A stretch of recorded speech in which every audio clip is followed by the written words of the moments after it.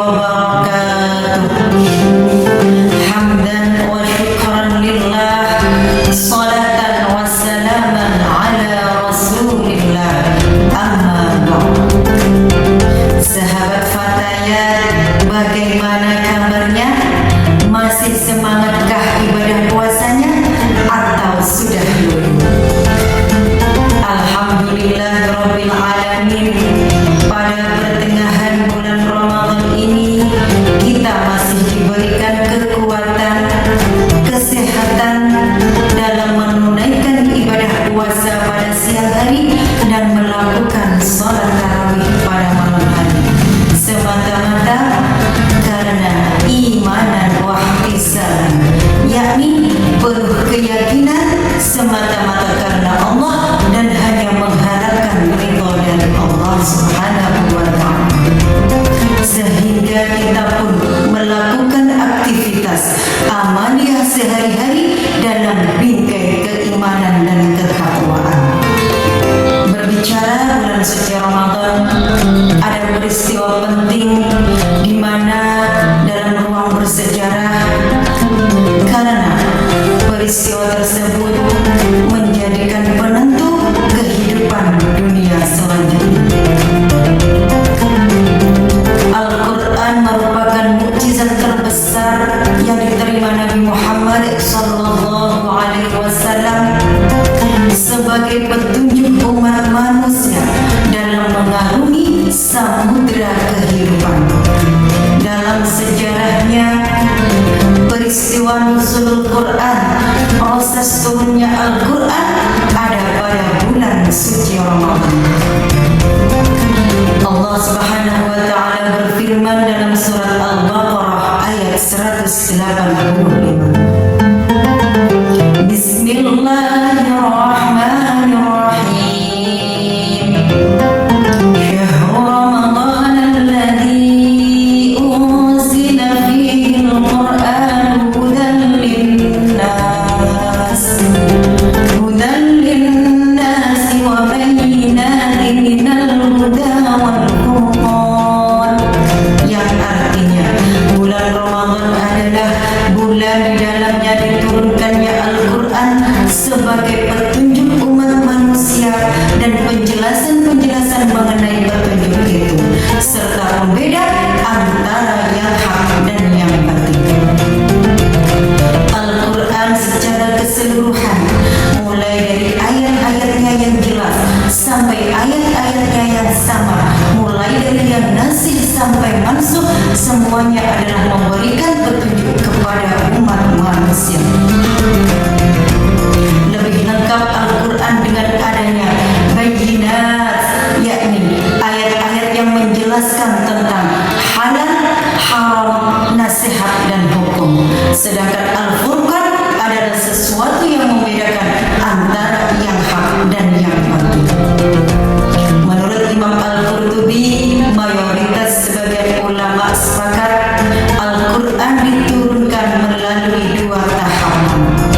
Tahap yang pertama, Al-Quran turun sekaligus langsung dari Lauhul Mahfuz sampai langit dunia pada malam Lailatul Qadar. Sedangkan tahap yang kedua, Al-Quran turun secara berangsur-angsur melihat situasi dan kondisi.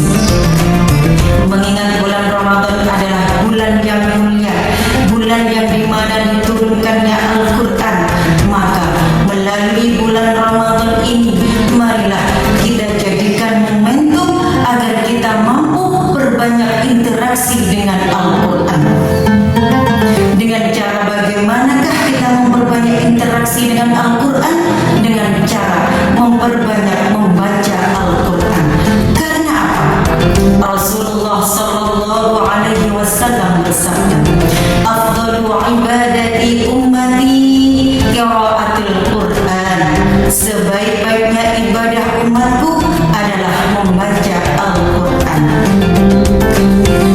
Jadi ingatlah dengan hadis tersebut, janganlah sampai mata kita lebih banyak melihat postingan-postingan yang ada di Instagram daripada melihat huruf-huruf yang ada dalam Al-Quran. Dan janganlah sampai tangan kita lebih banyak mengerjakan scroll HP, scroll TikTok daripada membuka lembaran-lembaran Al-Quran.